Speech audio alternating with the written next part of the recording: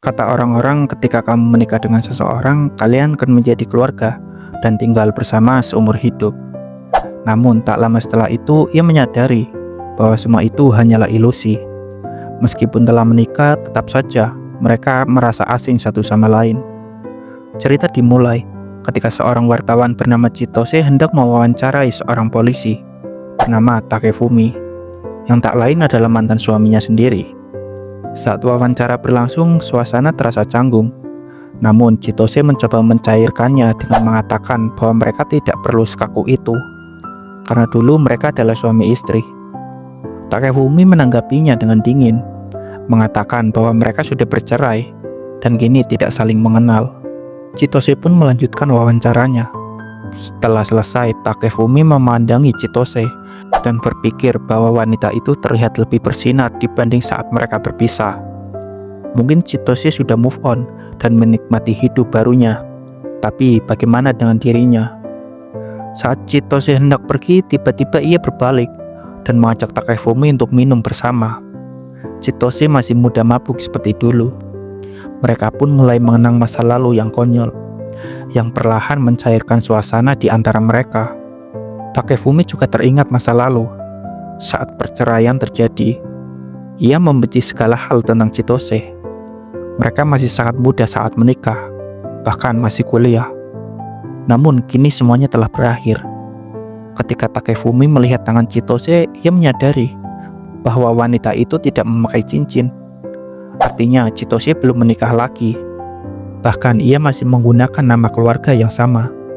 Setelah selesai minum, Takefumi mengantar Chitose pulang. Dan betapa terkejutnya ia ketika melihat seorang anak menunggu di depan rumah. Chitose kemudian memperkenalkan anak itu, yang bernama Mei. Takefumi benar-benar terkejut. Mantan istrinya yang telah lama ia tinggalkan ternyata sudah memiliki anak. Ia terpaku. Anak itu terlihat pintar, imut, dan menganggap ayahnya sebagai sosok yang sempurna. Namun kemudian sebuah fakta mengejutkan terungkap. Mei itu adalah anaknya Takefumi. Takefumi panik dan mulai bertanya macam-macam. Chitose pun marah dan memukulnya. Ia bahkan berkata bahwa ia bersyukur karena telah bercerai. Keesokan harinya Takefumi datang ke sekolah Mei. Tingkahnya terlihat mencurigakan hingga ia dipanggil oleh kepala sekolah. Ia pun meminta maaf dan menjelaskan bahwa ia hanya ingin bertemu dengan anaknya. Akhirnya ia bertemu dengan Mei. Mei tampak terkesan karena ayahnya adalah seorang polisi. Takefumi lalu bertanya bagaimana perasaan Mei tentang memiliki seorang ayah. Mei menjawab dengan jujur bahwa ia tidak membutuhkan seorang ayah. Ia hanya ingin ibunya bisa hidup bebas dan melakukan apapun yang diinginkan. Namun Mei kemudian menambahkan bahwa ia juga senang mengetahui bahwa dirinya memiliki seorang ayah. Mendengar itu, Takefumi justru merasa lega dan bersyukur. Chitose yang diam-diam mengintip merasa terharu melihat mereka. Di saat Takefumi berpikir bahwa ia sudah tidak memiliki apa-apa lagi, ternyata ia masih memiliki sesuatu yang sangat berharga, yaitu anaknya. Namun tak lama setelah itu mereka kembali bertengkar. Chitose mengatakan bahwa dulu ia sudah memberitahu Takefumi bahwa Mei adalah anaknya. Namun Takefumi bersikeras bahwa Chitose sama sekali tidak pernah memberitahunya saat itu. Pertengkaran mereka membuat Mei merasa bersalah. Dengan polos ia meminta maaf karena merasa telah menjadi penyebab ibunya dan ayahnya bertengkar. Kemudian Mei ingin menyampaikan sesuatu. Ia memberitahu bahwa sekolahnya akan mengadakan karya wisata. Namun Chitose tidak bisa menemaninya dan berencana meminta neneknya untuk menggantikannya. Mendengar itu, Takefumi merasa tidak tega. Ia akhirnya memutuskan untuk mengambil cuti berbayar agar bisa menemani Mei pergi karya wisata. Keesokan harinya mereka pun berangkat. Tujuan karya wisata itu adalah taman untuk berjalan-jalan dan bermain. Di salah satu momen, teman Mei melihatnya bersama Takefumi dan menganggap pria itu mencurigakan. Takefumi pun menjelaskan bahwa ia adalah ayahnya Mei. Namun teman Mei tidak percaya karena yang ia tahu Mei tidak memiliki ayah. Akhirnya Mei sendiri yang mengatakan bahwa ayahnya baru saja kembali. Meski begitu, temannya masih curiga hingga akhirnya ia dimarahi oleh ibunya karena bersikap tidak sopan. Setelah itu kegiatan mereka berlanjut. Foto bersama, estafet bola, hingga makan siang. Semuanya berjalan dengan lancar. Akhirnya kegiatan selesai, dan mereka pun pulang. Saat berada di stasiun, Takefumi dengan ragu mencoba menggenggam tangannya Mei. Mei menerimanya dengan senyum tulus. Momen itu membuat hati Takefumi tersentuh hingga hampir menangis. Tiba-tiba teman Mei datang, dan melihat mereka berpegangan tangan. Dari situ, ia akhirnya percaya bahwa Takefumi benar-benar ayahnya Mei. Suatu pagi di kantor polisi tempat Takefumi bekerja, ia tampak berbeda. Wajahnya bersinar dan terlihat sangat gembira. Ia menyapa semua rekan kerjanya dengan penuh semangat. Orang-orang pun mulai bertanya-tanya, bahkan mengira bahwa Takefumi sudah punya pacar. Namun ternyata ia dengan bangga memamerkan foto Mei yang sedang makan bento. Ia juga menceritakan kegiatan mereka kemarin dengan penuh antusias. Melihat itu, kepala polisi menimpali. Ia mengatakan bahwa Takefumi baru bertemu beberapa kali dengan anak itu.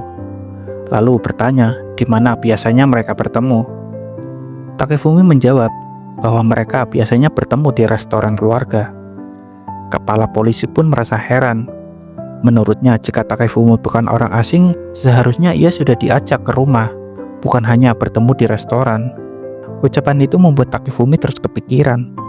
Ia teringat perkataan Chitose yang mengatakan agar ia tidak selalu memberikan barang-barang yang tidak berguna, karena Mei tidak pernah mengambil sesuatu yang tidak ia butuhkan. Dari situ Takefumi mulai merasa bersalah. Ia menyadari bahwa mungkin selama ini ia hanya berusaha terlihat seperti ayah yang baik, tanpa benar-benar memahami apa yang dibutuhkan anaknya. Tak lama kemudian Takefumi meminta izin untuk mengajak Mei ke rumahnya. Saat di rumah, Takefumi menyiapkan makanan untuk Mei. Mei pun mengucapkan terima kasih dengan tulus. Namun di sisi lain, Takefumi justru terus overthinking, bahkan mulai bertanya-tanya, apakah Chitose memiliki seorang yang spesial dalam hidupnya. Di tengah kebersamaan itu, Takefumi mencoba bertanya kepada Mei tentang bagaimana ibunya menyelesaikan masalah. Mei terlihat bingung. Yang ia tahu, mereka selalu bahagia. Setiap hari Chitose selalu mengatakan bahwa ia mencintainya. Itulah cara Chitose menunjukkan kasih sayangnya. Sore pun tiba. Chitose datang untuk menjemput Mei. Takefumi memandang Chitose dan berkata dalam hati bahwa hubungan mereka sebenarnya sudah berakhir. Namun tiba-tiba Mei menggandeng tangan ayah dan ibunya, seolah mereka adalah keluarga yang utuh. Dengan polos, Mei mengajak Takefumi untuk lain kali datang ke rumah mereka dan bermain bersama. Di hari berikutnya, Takefumi datang ke rumah Mei dan Chitose. Ia merasa sangat gugup. Saat masuk ke dalam rumah, ia cukup terkejut melihat kondisi yang berantakan. Namun suasananya sangat berbeda dengan kamar Mei yang justru terlihat rapi dan teratur. Kemudian Mei menunjukkan sebuah foto lama, foto Chitose dan Takefumi saat mereka masih muda. Hal itu membuat Takefumi terharu melihat betapa polos dan tulusnya perasaan anak itu. Tak lama kemudian, Chitose menerima telepon dari kantornya. Dari situ, Takefumi mengetahui bahwa Chitose hanya bekerja paruh waktu sebagai reporter. Ia pun mulai khawatir. Dalam pikirannya, bagaimana Chitose memenuhi semua kebutuhan hidup mereka berdua. Apakah itu benar-benar cukup? Namun Chitose menyuruh Takefumi untuk tidak khawatir. Ia mengatakan bahwa ia memiliki impian besar, yaitu membeli rumah mewah suatu hari nanti. Baik Chitose maupun Mei sama-sama ingin memiliki istana mereka sendiri. Mendengar itu, Takefumi kembali tenggelam dalam pikirannya. Di satu sisi, ia ingin kembali bersama mereka. Namun di sisi lain, ia sadar bahwa Chitose dan Mei sudah memiliki kehidupan mereka sendiri. Keesokan harinya, Takefumi kembali menemui Chitose dan Mei karena ingin membicarakan sesuatu. Ternyata ia ingin memberikan kunci rumahnya kepada Chitose. Hal itu sempat membuat Chitose salah paham. Namun sebenarnya Takefumi hanya ingin membantu. Ia ingin Chitose bisa beristirahat di rumah kapanpun yang diperlukan. Chitose pun mengucapkan terima kasih, tetapi akhirnya menolak. Namun kunci itu justru diberikan kepada Mei. Mei menerimanya dengan sangat senang. Melihat itu, Takefumi kembali terharu. Sementara itu, Chitose menatapnya diam-diam. Dalam hatinya ia berkata bahwa pria ini masih sangat baik, bahkan kepada wanita yang telah ia ceraikan. Hari ini Chitose sedang libur. Untuk sementara Takefumi yang mengasuh Mei, sementara Chitose beristirahat. Ini adalah kedua kalinya Takefumi datang ke rumah mereka. Dalam hatinya ia mulai berpikir, mungkin ini tanda bahwa mereka sudah mulai mempercayainya. Di saat yang sama, Mei menunjukkan sebuah manga kepada Takefumi.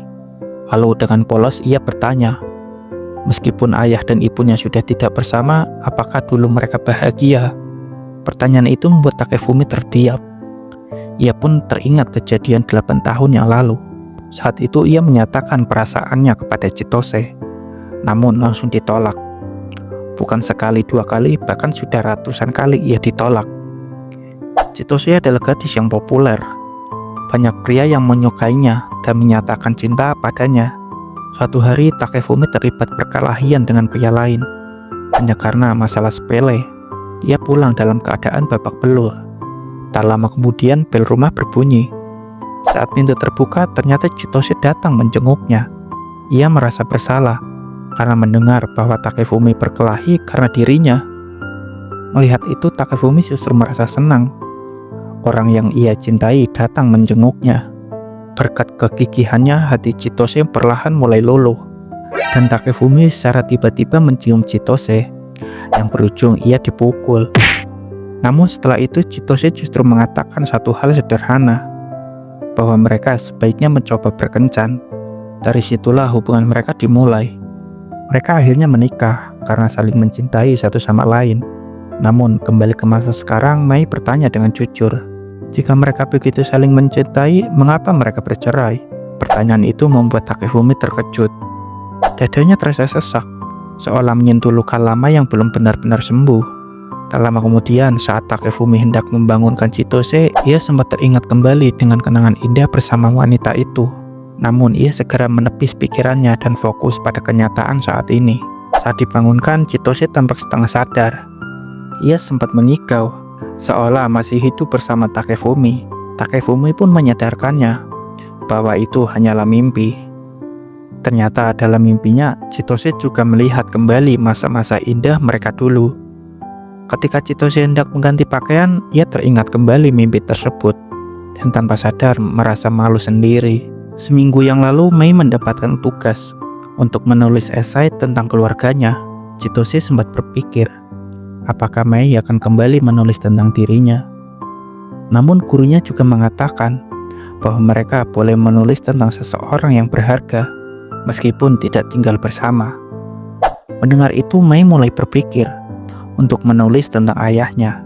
Chitose pun menyetujuinya, dan mereka memutuskan untuk pergi ke rumah Takefumi. Sesampainya di sana, Mei menjelaskan bahwa ia mendapatkan tugas menulis esai tentang keluarga. Mendengar itu, Takefumi langsung antusias dan bahkan memohon agar Mei menulis tentang dirinya. Mei pun mulai bertanya berbagai hal. Namun di tengah-tengah itu, ia melihat banyak majalah motor di rumah Takefumi. Dengan penasaran, Mei bertanya, apakah ayahnya menyukai motor polisi? Takefumi langsung membantah dengan wajah tersipu. Namun Mei terus mendesaknya, hingga akhirnya Takefumi tanpa sadar membentaknya. Hal itu membuat Mei terkejut dan menangis. Dengan emosi ia mengatakan bahwa ia membenci ayahnya. Tak lama kemudian Chitose datang menjemput. Suasana menjadi canggung dan tidak nyaman. Sementara Mei masih marah kepada Takefumi.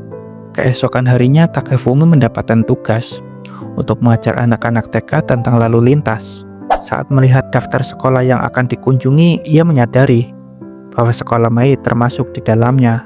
Akhirnya ia pun pergi ke sana.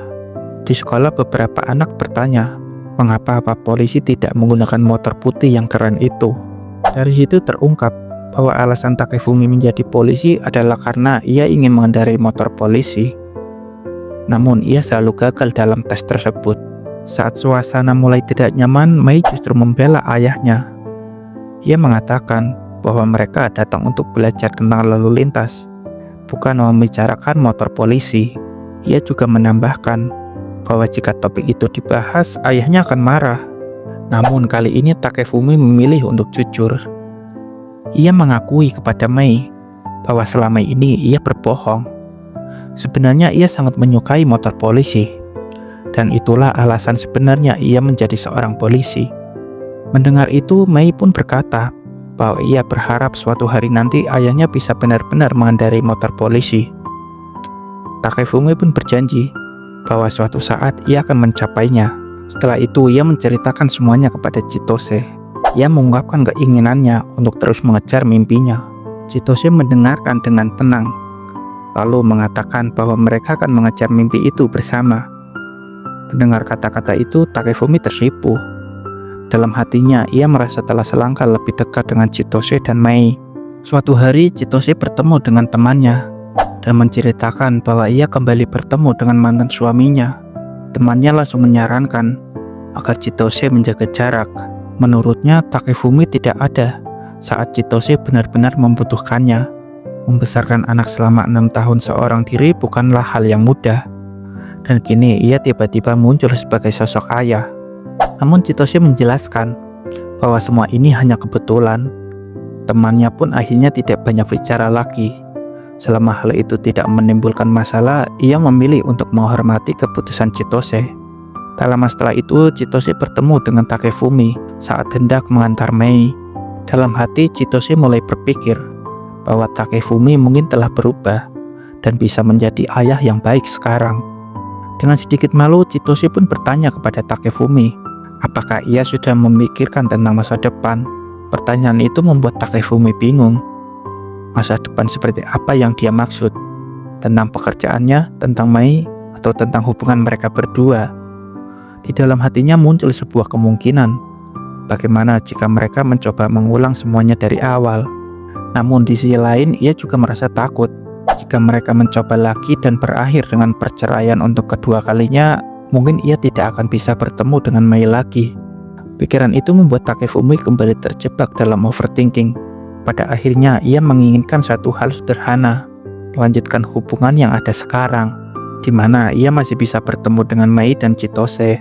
Keesokan harinya, mereka bertiga pergi ke rumah orang tua Takefumi untuk membersihkannya, karena sudah lama tidak ditempati. Di sela-sela kegiatan itu, Chitose menemukan sebuah surat yang terasa sangat familiar. Ternyata itu adalah surat yang pernah ia tulis untuk Takefumi, surat yang seharusnya ia berikan saat akan melahirkan. Namun kenyataannya surat itu tidak pernah sampai ke tangan Takefumi. Saat itu juga Chitose akhirnya menyadari bahwa Takefumi tidak berbohong. Selama ini ia benar-benar tidak tahu bahwa Chitose sedang hamil pada waktu itu. Setelah selesai membersihkan rumah, Chitose dan Mei pergi ke kantor Chitose. Di sana ia bertemu dengan Yamamoto. Mei langsung merasa senang karena Yamamoto memperlakukannya dengan sangat lembut, seperti seorang putri yang dijaga oleh pangeran. Di sisi lain, Takefumi telah selesai membereskan rumah tersebut. Saat berdiri di dalam rumah, ia teringat masa lalu, hari-hari ketika ia dan Chitose pulang bersama ke tempat itu. Dan kini mereka kembali ke sana bersama Mei. Kenangan itu membuat hatinya terasa hangat. Ia pun mulai membayangkan bagaimana hangatnya kehidupan mereka seharusnya jika dulu mereka tidak berpisah. Suatu pagi saat Takefumi sedang menelpon Mei, ia mengajak putrinya untuk berjalan-jalan di hari Sabtu. Namun Mei menolak. Dengan santai ia mengatakan bahwa ia akan berkencan dengan Yamamoto. Mendengar itu, Takefumi langsung kesal. Ia tidak terima mendengar putri kecilnya pergi berkencan. Ternyata yang dimaksud Mei adalah pergi bersama Yamamoto dan Chitose ke akuarium. Biasanya Chitose akan menolak ajakan seperti itu. Namun karena Mei juga diajak, akhirnya ia memutuskan untuk ikut. Dalam pikirannya ini hanya jalan-jalan biasa, bukan sesuatu yang istimewa. Namun sesampainya di sana, Iori justru secara tiba-tiba menyatakan perasaannya dan mengajak Chitose untuk berpacaran. Karena terlalu mendadak, Chitose langsung menolaknya. Setelah itu suasananya menjadi canggung dan mereka pun berpisah. Chitose dan Mei kemudian pergi ke rumah Takefumi. Sesampainya di sana, Chitose terlihat lemas. Takefumi pun merasa curiga dan bertanya-tanya apa yang sebenarnya terjadi. Mei kemudian menceritakan bahwa mereka pergi bersama seorang bernama Yamamoto dan ibunya terlihat aneh selama perjalanan. Dari situ Takefumi akhirnya menyadari bahwa Yamamoto bukanlah teman Mei, melainkan rekan kerja Chitose. Ia pun mulai curiga mengapa Chitose pergi bersama pria lain sambil membawa Mei. Chitose menjelaskan bahwa itu bukanlah kencan. Namun pembicaraan itu justru berubah menjadi pertengkaran. Takefumi mengatakan bahwa sikap Chitose terlihat seperti seorang gadis yang baru saja ditembak. Dan ternyata tebakannya benar. Mendengar itu Chitose marah. Ia mengatakan bahwa setelah bercerai hubungan mereka sudah berakhir. Mereka bukan lagi siapa-siapa. Kata-kata itu membuat Takefumi terpukul. Akhirnya Chitose dan Mai pergi meninggalkan rumah itu. Di perjalanan Mai bertanya dengan polos, apakah benar ayah dan ibunya sekarang bukan siapa-siapa lagi? Mendengar pertanyaan itu Chitose terdiam sejenak, lalu meminta maaf kepada Mai.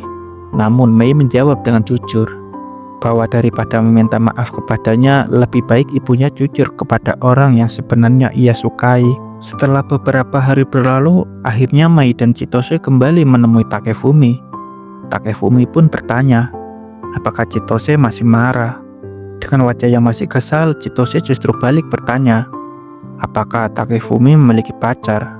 Takefumi menjawab dengan jujur bahwa ia tidak punya siapa-siapa.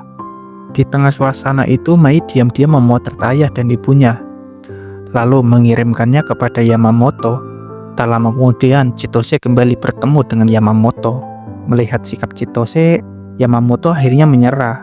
Ia menyadari bahwa saat berada di depan mantan suaminya, Chitose terlihat jauh lebih ceria dan tulus dibandingkan saat bersamanya.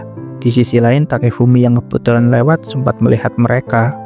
Ia mengamati tanpa sengaja dan merasakan cemburu. Setelah kejadian itu, Takefumi mendatangi rumah Chitose. Chitose mengatakan bahwa Mai belum pulang. Namun dengan wajah serius, Takefumi mengatakan bahwa kali ini ia datang bukan untuk bertemu Mai, melainkan untuk menemuinya. Dengan keberanian yang ia kumpulkan, Takefumi akhirnya mengungkapkan perasaannya. Ia mengatakan bahwa ia masih mencintai Chitose. Selama ini ia memang terus terjebak dalam masa lalu. Sementara Chitose sudah melangkah maju menjalani hidupnya bersama Mai. Ia sadar bahwa kehadirannya mungkin hanya akan merepotkan Chitose lagi. Namun meskipun begitu, perasaannya tidak pernah berubah. Takefumi pun berjanji bahwa kali ini ia akan bertanggung jawab. Ia ingin membuktikan keseriusannya dan bertanya bagaimana cara menunjukkan perasaannya dengan sungguh-sungguh. Chitose menatapnya. Wajahnya sedikit memerah. Dengan pelan ia mengajak masuk ke dalam kamar. Ia mengatakan bahwa ada cara yang lebih baik untuk menunjukkan perasaan daripada sekedar kata-kata. Namun tiba-tiba Takefumi mengatakan bahwa ia tidak bisa. Chitose pun bingung dan bertanya, apa maksudnya? Dengan ragu Takefumi menjelaskan bahwa ia tidak sanggup membuat burungnya berdiri. Keesokan paginya di kantor, Chitose terlihat melamun. Pikirannya terus kembali ke kejadian kemarin saat mantan suaminya menolak dirinya. Padahal dulu saat mereka masih bersama, hubungan mereka serasa begitu dekat dan tanpa jarak. Tak lama kemudian ia menerima pesan dari Takefumi yang mengajaknya datang ke rumah. Beberapa waktu setelah itu Chitose pun datang. Saat mereka duduk berhadapan, suasana terasa canggung. Namun kali ini Takefumi justru mencoba mengungkapkan keinginannya untuk lebih dekat dengannya. Mendengar itu, Chitose sempat kesal. Ia merasa dipermalukan karena sebelumnya sudah memberanikan diri, namun ditolak. Melihat reaksinya, Takefumi akhirnya menjelaskan alasan yang sebenarnya. Ia mengatakan bahwa ia tidak bisa melakukannya di tempat di mana ia tahu Mai tinggal di sana. Mendengar penjelasan itu, Chitose terdiam. Ia tidak menyangka alasan Takefumi adalah karena memikirkan perasaan dan keberadaan Mai. Perlahan perasaannya pun berubah. Akhirnya Chitose memutuskan untuk mencoba melanjutkan hubungan mereka sekali lagi dengan Takefumi yang sekarang. Mereka pun masuk ke kamar dan akhirnya mereka melakukan ya kalian tahu sendirilah ya. Akhir-akhir ini Chitose selalu ikut saat Mai bertemu dengan Takefumi. Ia terlihat sangat bahagia dan hal itu membuat Mai ikut senang. Saat itu Chitose menyadari bahwa Mai terus tersenyum, lalu bertanya apa yang membuatnya begitu senang. Mai menjawab dengan polos bahwa ia bahagia melihat ayah dan ibunya menjadi semakin akrab. Jawaban itu membuat Chitose dan Takefumi sama-sama tersipu. Chitose pun mencoba mengalihkan dengan alasan bahwa Takefumi akan ikut sekolah mengemudi, sehingga ia merasa senang. Namun Mei justru menjadi sedih. Ia merasa akan merindukan ayahnya. Chitose mencoba menenangkannya, mengatakan bahwa mereka masih bisa bertemu lagi nanti. Tetapi kemudian Takefumi menjelaskan bahwa setelah ini ia harus pindah ke asrama dan juga harus mengurus neneknya. Mei yang belum mengerti bertanya apa itu asrama. Chitose menjelaskan bahwa asrama adalah tempat tinggal bagi orang yang belum menikah. Mei pun kebingungan, bukankah ayah dan ibunya sudah pernah menikah? Dalam pikirannya mereka hanya bertengkar, lalu berpisah, dan sekarang sudah kembali akrab. Jadi seharusnya mereka bisa bersama lagi. Takefumi mencoba menjelaskan bahwa meskipun mereka sekarang dekat, mereka tetap belum menikah lagi. Mei tidak mengerti, jika mereka saling mencintai, kenapa tidak menikah saja? Mendengar itu, Chitose dan Takefumi refleks, menjawab bahwa pernikahan tidak boleh dilakukan terburu-buru hanya karena perasaan. Jika dipaksakan bisa saja berakhir gagal lagi. Jawaban itu membuat Mei sedih hingga akhirnya menangis. Hari itu pun berakhir dan mereka pulang dengan perasaan masing-masing. Setelah Takefumi benar-benar pergi, Mei terlihat murung. Ia merasa tidak bisa lagi bersama ayahnya seperti sebelumnya. Namun akhirnya ia sadar bahwa meracuk tidak akan mengubah apapun. Akhirnya ia masuk ke kamarnya dan mulai memikirkan suatu cara agar kedua orang tuanya bisa kembali bersama. Keesokan harinya Mei pergi ke rumah kakek dan neneknya. Ia bertanya apakah ayah dan ibunya boleh menikah lagi. Neneknya tidak keberatan, namun kakeknya menolak, khawatir jika pernikahan itu kembali gagal. Neneknya pun mengatakan bahwa apapun yang terjadi adalah pilihan mereka. Sebagai orang tua, mereka hanya perlu mendukung. Setelah itu, Mei pergi ke kantor Takefumi. Di sana, ia bertemu dengan kepala polisi dan menceritakan keinginannya bahwa ia ingin ayah dan ibunya menikah lagi. Kepala polisi kemudian menunjukkan sesuatu kepada Mei, rekaman perjuangan Takefumi selama pelatihan. Dalam rekaman itu, Takefumi mengatakan bahwa ia melakukan semua ini demi putrinya. Ia ingin melihat Mei meraih mimpi, agar ia bisa terus berada di sisinya sebagai ayah yang bisa dibanggakan. Melihat itu hati Mei tersentuh. Ia merasa takut jika semua ini justru membuat mereka semakin jauh. Ia bahkan bertanya-tanya apakah dirinya telah melakukan sesuatu yang salah. Namun tiba-tiba Takefumi muncul di belakangnya. Dengan lembut ia mengatakan bahwa Mei tidak salah. Mei pun bertanya, apakah tidak apa-apa jika ayah dan ibunya menikah lagi?